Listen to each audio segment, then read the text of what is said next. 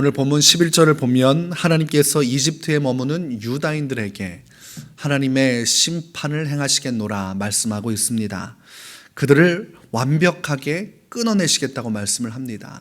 마치 가문 속에서 개인을 축출하듯이, 그리고 부자 관계가 끊어지듯이 하나님께서 완벽하게 이 관계를 끊어내시겠노라고 말씀을 하고 있습니다. 하나님으로부터 이집트에 거하는 유다인들은 반드시 내침을 받게 될 것이고, 그들에게는 결국 아무런 소망도 남지 않게 될 것을 말씀하고 있습니다. 유다인들이 바벨론에 의해서 멸망을 이미 당했습니다. 이제 본국은 초토화되었고, 이제 그 안에서 우여곡절 끝에 애굽으로 내려왔던 이 유다인들, 그들에게 소망이 있어야 하는데 오늘 하나님의 말씀은 소망이 아닌 심판을 말씀합니다.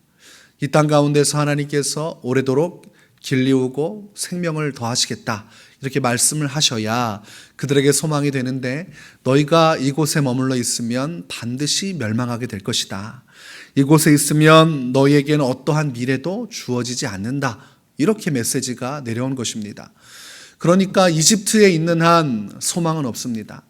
우리가 바벨론으로 잡혀간 사람들이 불쌍하다고 생각할 수 있지만, 그들보다 어떻게 보면 이집트에 머무는 유다인들이 더 행복하다고 말할 수 있겠지만, 이 말씀을 통해서 우리가 분별을 해보면 오히려 바벨론에 있는 사람들은 70년 이후에 본국으로 돌아와서 하나님의 평안을 얻게 될 것입니다. 그러나 이집트에 있는 사람들은 그 미래에 대한 기약이 없습니다. 하나님께서 끊어내 버리시겠다고 말씀하고 있기 때문입니다. 12절에 보니까 그들이 칼과 기근에 죽임을 당하게 될 것이며 저주와 놀램과 조롱과 수치의 대상이 될 것이라고 말씀하고 있습니다. 또한 14절에 보니까 이집트에 머물러 있는 자들 중에 도망치는 자들을 제외한 모든 이들이 피하지도 살아남지도 못하게 될 것이고, 그대로 머물러 있는 한 누구도 살아남아서 유다 땅으로 돌아가지 못하리라고 말씀합니다. 그러니까 이 말씀을 듣고 빨리 유다 땅으로 도망가지 않는 한 거기에 자리를 잡고 있는 모든 사람은 반드시 다 멸망하게 될 것입니다. 그러니까 빨리 도망가야 됩니다. 하나님의 심판이 머물기 전에 도망가야 됩니다. 오늘날도 예수 그리스도의 복음이 우리 가운데 임하여 있습니다. 그 복음은 곧 하나님의 심판이 이 땅 가운데 부어질 것인데, 빨리 예수님께로 도망가야만 산다, 빨리 구원의 방주이신 예수 그리스도의 은혜로 나아가야만 산다, 그것이 복음입니다. 오늘 어떻게 보면 이 복음의 원리를 따라서 하나님께서 이집트를 벗어나 유다 땅으로 속히 돌아가라고 말씀을 하고 있습니다. 그러면 어떻게 하면 되겠습니까? 아멘. 주님 말씀대로 순종하겠습니다. 우리가 사무엘 선지자가 어린 시절에 배웠던 것처럼 주여 말씀하소서, 주의 종이 듣겠나이다. 사울이 이 말씀을 받지 않아서 멸망했지 않습니까? 끝까지 하나님의 말씀이 임하였음에도 불구하고 회개하지 않고 돌이키지 않고 자기 고집대로, 자기의 정치적인 신념대로, 자기의 판단대로 행하다가 멸망했습니다. 그러니까 이제 유다인들은 이미 사전에 멸망한 것을 보았기 때문에 더 철저히 예레미야의 이 예언의 말씀을 받아야 됩니다. 예레미야가 누차 얘기했음에도 불구하고 바벨론으로부터 우리가 온전히 항복하고, 그리고 하나님 앞에 회개하는 심령을 가졌으면 살았을 텐데, 이미 그렇게 하지 않았기 때문에 멸망한 전적이 얼마 전에 있었습니다. 그러면 불이 나게 회개해야 되지 않습니까? 이들이 하는 말은 오히려 더 가관입니다. 16절 말씀을 보니까 이들이 무리지어서 이렇게 이야기합니다. 내가 여호와의 이름으로 우리에게 하는 말을 우리가 듣지 아니하고. 군중들이 모였는데 그 결론이 말씀대로 하지 않겠노라. 예레미야, 네가 그렇게 말한다고 해서 우리가 유다 땅으로 가지는 않을 것이다, 이렇게 이야기를 합니다. 이 군중 심리가 참 중요하죠. 사람들이 모이게 되면 의견을 모으게 되고, 그 의견은 굉장히 파괴력이 있습니다. 군중의 모임은 한 나라의 운명까지도 갈리울 수 있는 굉장히 파급력이 있는 것입니다. 이 유다인들이 애굽에서 머물러 있던 자들이 한 마음으로 모였으면 우리가 그 말씀대로 순종하겠습니다, 이렇게 행동했어야 되는데, 예레미야가 무슨 말을 하든지 듣지 않겠노라, 이렇게 결론을 내버리고 만 것입니다. 이것이 비극의 시작입니다. 이들이 이렇게 말한 이유가 있습니다. 18절 말씀이죠.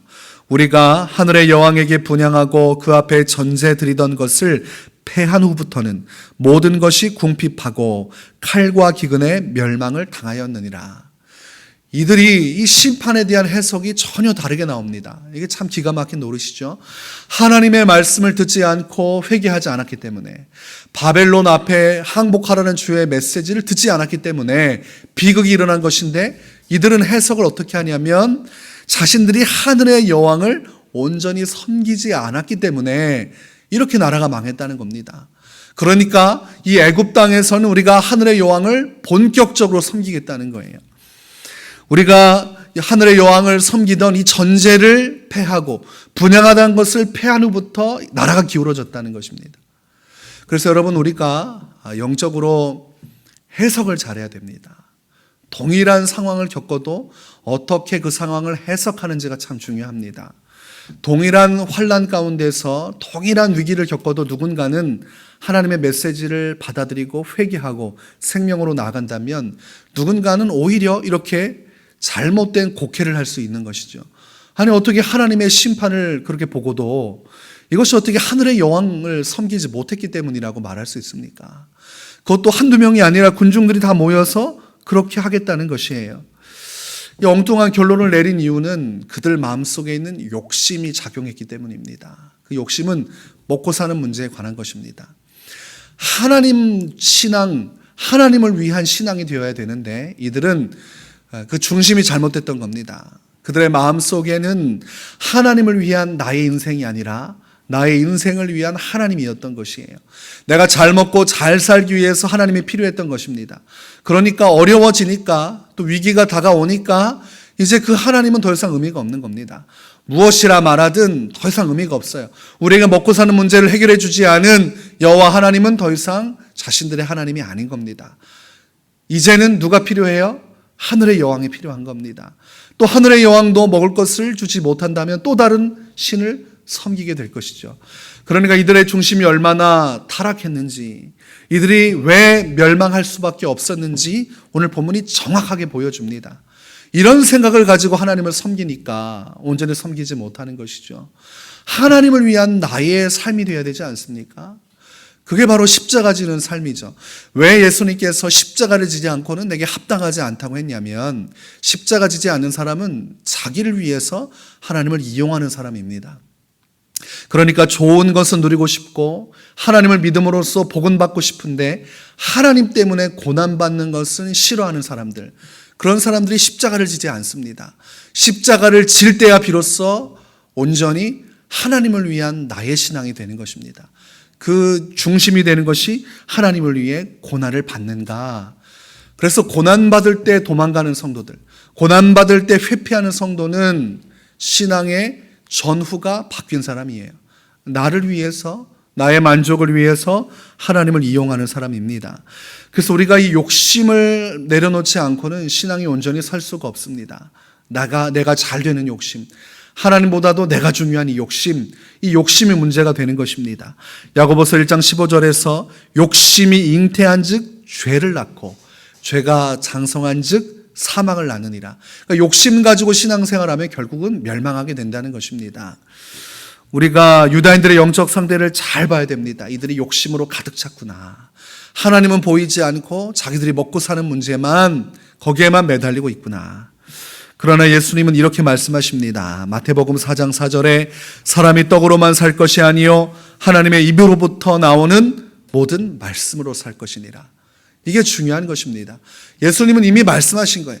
먹고 사는 문제가 너의 욕심이 되어서 이것이 신앙의 중심이 되면 그것은 바른 신앙이 아니다. 그것은 멸망으로 가는 것이다. 오직 하나님의 말씀으로 사는 자들, 하나님의 뜻을 위하여 사는 자들, 내 욕심이 아닌 하나님의 영광을 위해 살아가는 자들에게 하나님의 구원이 임하고 하나님의 진정한 축복이 임한다는 것입니다.